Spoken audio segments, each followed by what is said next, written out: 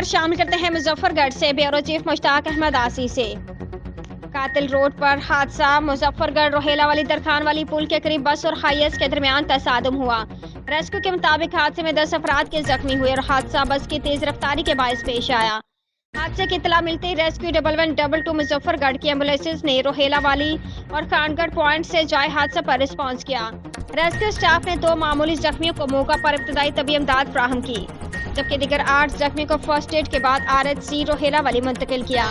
زخمیوں کے نام درج ذیل ہیں: زرینہ زوجہ اعجاز عمر 35 سال، M علی ولد کریم بخش عمر 18 سال، اختری زوجہ نجاحت علی عمر 60 سال، اشفاق ولد مرید حسین عمر 40 سال، ارشاد مائی زوجہ سجاد عمر 45 سال، نور فاطمہ اختر محمد علی عمر 14 سال، عثمان زوجہ غفور عمر 40 سال، فہد ولد اختر عمر 13 سال، کامران ولد الہی بخش عمر 20 سال، M عباس ولد سونہارا خان عمر 25 سال۔